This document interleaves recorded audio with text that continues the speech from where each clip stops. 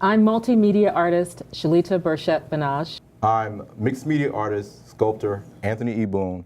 I'm Painter Noel Donaldson, and you're watching The Artist Forum.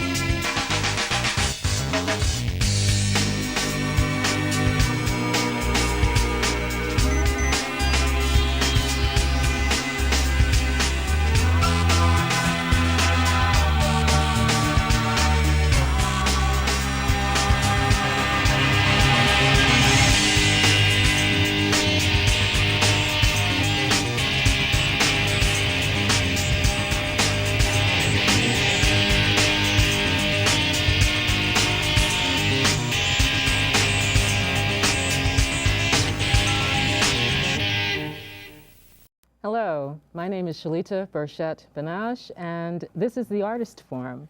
I'm happy to be back with Amos sitting in this chair, and I have two wonderful guests with me. I have Anthony E. Boone, and I have Noel Donaldson. They're two artists that are currently working with me, and they're being featured in an exhibition that I'm curating called Out of Bounds, Freedom of Expression. It's at the Blue Door Art Center and Gallery in Yonkers, New York. It opens February 15th, which is this Sunday, and it closes March 14th. I'm wearing my Duck Dynasty fleece because I'm coming from the gallery. You're right in the midst of hanging a show. It's a very exciting time. In fact, Anthony dropped his work off today, and Noel just dropped his work off yesterday. So it's so very exciting, and I'm so happy to have you here. Thank you. Happy to be here. Okay, so I want to now, Out of Bounds, Freedom of Expression is it's an exhibition that features artists that are fearless in their approach to their materials, their methods, and their applications. So. I searched for artists for this show, and these two gentlemen jumped out at me. I found Noel by virtue of Sue Kreitzman, who is an outsider artist, who's another artist who's featured in the show.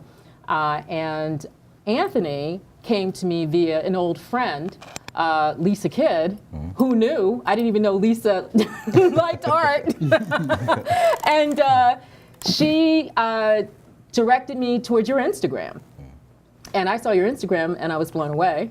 I saw your work in Sue Kreitzman's home and I was blown away. And I knew that you had to be in the show. So, so let's start with you, Anthony. Why don't you tell us where you're from and how you got into painting, and let's start with that. Okay. Anthony Boone, I'm from Rahway, New Jersey, and I started painting in 2005. And when I started painting, actually my ex-wife, she introduced me to the art world. We used to go to galleries in the city, and I was just blown away by a lot of the art that I seen. And I couldn't afford artwork at the time, so it was like I wanted to, create my own. And so I, bought my first painting, bought my first canvas, and then I just started painting on that first canvas. And the name of that painting was called Movement. That was called Movement? Yeah. And so what did it feel like to use paints for the first time? What was that like? Were you tentative? Were you just going right at it? Yeah, I just went right in. I've always been around art, through my parents. My father was a contractor. So to see something start from nothing and to come out to be something beautiful, my mom was a seamstress, so being around different materials, so I was always around that. So, and I love the smell of paint, so I just went in and just started attacking the canvas. And Now, did you start abstract, or what was your well, actually, evolution? The first painting I created was an abstract piece, but I was all over the place. I was doing surrealism, I was doing still lifes, I was doing landscapes. So it was just something I was just trying to find my way. Now, there's a lot of movement. I notice a lot of movement in your paintings, and they look like there's a lot of action and splatter, and I'm always curious as to what that process is like. Are you actually physically moving around the canvas when you're working in the studio? Yes, I use everything but a paintbrush. So I'm using scrapers, I'm using spoons, so I'm using anything that's different. So, and also tilt the canvas. So, to see the paint slide down a certain direction and then pull it back, another way, just to, trap in movement. Wow, So, yeah. wow. So you're really, so I can imagine you're like really actively engaged with the canvas, yeah. and it's not a very static thing. It's No. very active. Exactly. Okay, well, Noel, Yes. why don't you tell us about where you come from and how you came to your art? Sure. I'm from the Bronx, New York. I started painting out of a necessity to be heard. I had a lot of things that I wanted to say in this world, and I found painting to be a way for me to be expressive in what I wanted to say. Painting for me has always been just a thing of love, the expressive factor of it. As you described, the movement of painting to me is something that's very involved. How do you experiment with your work? Because your work, Noel works in collage. Yeah. You work in a lot of, we'll get into that, but let's start off with the paintings, because I find them fascinating. They're layers and of paint and also other materials. So why don't you tell us what that? Well, I'm a little uncomfortable with the flatness of a canvas, and so what I do immediately with a canvas is try and move off the area. I want, when you look at one of my paintings, for you to want to reach out and touch it, for you to engage in the painting. And so I find when I'm using different materials, that's the easiest way for me to accomplish that. How do you come by your materials? From all over. Magazines, wood, cardboard, but I want it to be structurally to make sense. I just don't want to throw things at a canvas. So I found these natural elements, which I think are natural elements to me being an African. Wood, paper. These are tree elements, so I think these speak directly to me. And those are the elements that I use in my work. Oh, now, Noel also makes these wild dolls that are consisting of painted canvas, or tell us about your dolls. So I used to paint, and I used to take my paintbrush and rub into my jeans. And my wife would look at me and say, those are not going in the wash. And so after a while, I had a collection of these painted on jeans. And so I started to stitch the jeans and make sort of these dolls out of the jeans. Wow. Later on, it came to me that I was probably doing what my ancestors did years ago, which was make rag dolls. And so I think the art of stitching and making the structure just came natural to me as an extension of my DNA from my ancestors. So I call them children of a lesser God. Oh, I love that title series. I really do. Thank you. What else inspires you? The world around me, I mean, the central essence for my work is the little black girl, which you see permeate throughout all of my work. And she's sort of a central character, a grounding figure in my work, because I feel like that individual in our society is often not spoken enough for. And so to lend a voice to that little girl, I try and sort of give a message through my work towards her. So little black girls, I've noticed that they are very central, and they seem like they've evolved too. I love, right now I'm seeing they have these great halo-like Afro puffs. Well, the Afro puffs, when you think of little black girls, to me that's the sort of symbol of power and enrichment. And, culturally, I'm just trying to speak for myself. I'm also trying to reach out to my ancestors. It's always been curious to me as to who my ancestors were. How would I have interacted with them? And so art is a way for me to actually manifest that through a thought process, and then have that be on canvas. But also make it where it's it's a viable vehicle for someone else to put on their wall. Right, right. Yeah. Anthony, Yes. tell us about your approach and your influences. I'm influenced by everything. It could be a crack in the floor. It could be, graffiti on the wall. Things that people just walk by, just look over. I'm the one that probably pay attention to it. And you categorize that, and then that comes into a painting later. Absolutely, absolutely. Wow. Now, you also work in other mediums with your paintings, which I find amazing because you have a clothing line that's made out of the prints from your abstract paintings. Now, tell us how you came to even think to do that. Actually, it started with a t-shirt line. I wanted to come out with a t-shirt line, and actually, my brother had passed away in 2012. I'm sorry to hear that. And so, before he passed away, he was like, Anthony, it'd be cool to see your artwork on t-shirts. And so I was like, at the time, I was like, okay, well, I put that in the back of my brain, but kept continuing to create work.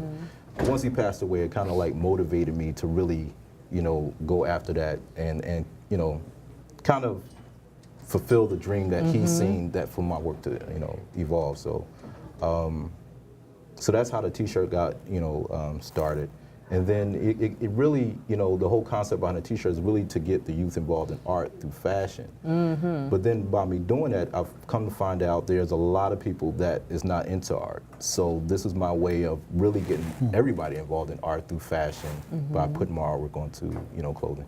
What's the response been from the young people to seeing your abstract paintings on the clothing? Everybody's amazed by it. Everybody's like, it's really, really cool, and they want to be a part of it. It actually brings them into the art world. It brings them to the gallery, want to see the actual painting. So, Because you have fashion shows and tell us a little bit about that. What's that process like? Well, I reached out to Marco Hall, who's a fashion designer, and he's seen my work, and I loved his work, so it was like, let's do something together. And we just it just came together. And actually in May, that's when we launched our clothing line. Wow. Well, And what's the name of the clothing line? Boone and Noel Life. There you go. Okay, now you got, that is such, Anthony has the logo of life, okay? I want to know about, now you're getting me to think about how we market ourselves, because Boone Art Life, your logo, is really essential to a brand. It looks like a brand to me.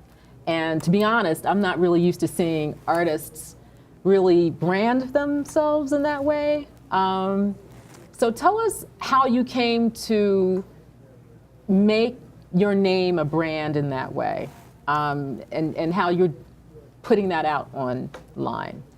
Well, I have a good friend, he's a graphic designer, and I just wanted to use my last name, but didn't know how to really go about putting it, together where it, it makes sense. So, he, created some things, and he, let me look at it, and he was telling me, he said, well, Anthony, just keep it simple. And so, Boone, and then I was like, when he created it, it was like, it was just the lettering, and it was just didn't make sense. It was missing something, so it was like the paintbrush was the final Very touch effective. on it. Yeah. It's very effective. So, because that makes me think about, as artists today, and we were talking about this a little earlier, how important it is to know how to market yourself today. So I'm going to ask you, Noel, what does it feel like to be an artist in the 21st century when you have to deal with the different online platforms? Well, I think art is international. I mean, I've sold paintings that have gone to Spain, Italy, Germany, local here in the U.S., and I think having an online presence is truly a stepping stone for the artists nowadays. I have a Facebook account. I have my own website. And once in a while, people will actually approach me from these outlets to buy artwork that I didn't intentionally want to sell, but because that visibility is there, then you do get approached. Do you feel like it's work? It is work, of course. I think most artists feel like anything that doesn't have anything to do with a paintbrush is work. But I think the understanding is that you do have to put that work in order to be a successful artist. It's just not just about painting anymore. It's about capturing that 360 degree of fashion, music, art, and just trying to be involved in all of these different areas of art. Were you always comfortable with being online as an artist? For me, yes, because I have a technical background. Oh, so, wow, right. So, but I understood immediately that having a technical influence online was only going to help, right? And trying to get registered on as many art sites as possible would only assist me, and it wouldn't be detrimental at all to be out there. People are either going to look at your work or they're just not. So what's the harm in having it out there online? And what are your opinions about that? I think it's very relevant. You have to be exposed. You have to stay relevant. You have to keep your work out there in the public, so you can, people can see it. And the more is out there, the more people start acknowledging. They may not acknowledge it in the beginning, but the more you keep it out there, the more you keep it exposed, and it's like, oh, I seen this artist's work, or so people pay attention to that. So there is a diligence, like that. Yeah. There is a reward for the diligence. Yes. Because what you're saying is, in the beginning, when you first get out there, you may not feel like you're getting any attention. You feel like nobody's even seeing what you're doing. Exactly. You only have like 2 likes. Right, Yeah. right. And that makes you feel like Right. nobody's really watching. Exactly. But Exactly. you still have to post, right? Exactly. So let me ask you, like, what's that process like for you? Are you posting every day? Yes, every day. Every day. Every day I have to put something out there. It's encouraging words, or a painting, something I'm doing. I want to keep people, involved. And So- how about you, Noel? Yeah, I post every day, and like I said, there have been times when people have approached me to actually purchase paintings because I've posted these paintings with no real intention of selling, but you never know who's going to see. And although you might not get as many likes, always realize that your work is still being seen. And once again, there's no harm done in putting your work out there, but having a heavy social media presence is a necessity for an artist. Okay, well, let me ask you this, because out of bounds, freedom of expression, part of the concept of the show is to have the viewers have the ability to interact with the artists. I've designed the show that inside the gallery space, there are QR tags that are platforms that take the viewer to platforms. They take them to an Instagram blog. No, I'm sorry, not Instagram. I have a Twitter account for the show, a Facebook, and Vimeo. I just forgot my other platform. Vimeo, Facebook. Tumblr. Tumblr, right, thank you. So,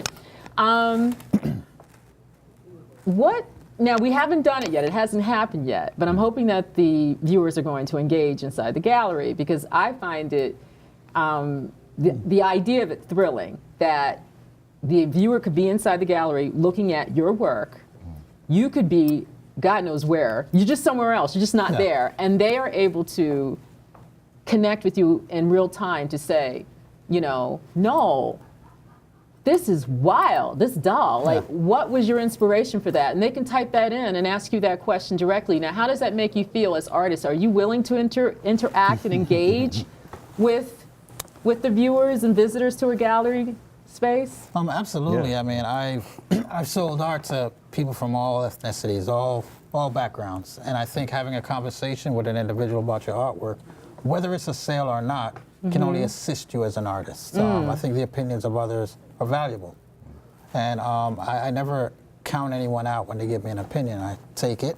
If it's viable for me, then I'll utilize it. If it's not, then that's fine also. How about you? Yeah, it's definitely a compliment when a viewer wants to know about the artist. So to have someone to ask you questions about the work is just a compliment. So I mean, it's very important that that interaction is there for the artist. Well, I'm excited to hear you say that, because I'm hoping for a lot of interaction and engagement. Well, we should be accessible. Yes, Yeah. right? Yes. Well, it's funny you say that, because I've spoken to visual artists who are shy, or they're introverted, and they want to just be in their space. And I've had certain artists tell me that they don't want to engage. They put the work out there, and they just want people to deal with it, and they don't even want to tell people what it means. There's some artists that have that feeling, right? Yeah. They're like, I made it. What you think about it is on you. Yeah, I think that's true. The creative process is isolated, Yeah. but once the work is finished, this is work created for the world. Yeah. So you want to bring the world in, and it's a pleasure to talk about the work that you've created. I think so, right? I mean, because I'm coming from a Absolutely. performance background, and we have talked about this, and that's one reason why I was thinking of making the show interactive in this way, because as a performing artist, you know, we're in the same room with the people that we're performing for, so we're experiencing a symbiotic, you know, we're experiencing a vibe in the room and feelings, and we can feel it. Whereas the visual artists, for the most part, they make their artwork, they send it out into the world, it lives out there, and they don't necessarily get to understand or feel how people are receiving their work. And sometimes, like you were saying, these engagements can be, you know, I think quite profound, right? It's incredible. Yeah. It's incredible. Okay, so let me ask you this. We were talking about like process as artists. So is there any particular approach to your, that you bring with you to making your artwork? For me, it's peculiar because I have to sketch first. So I actually do approach all work with a set concept in mind.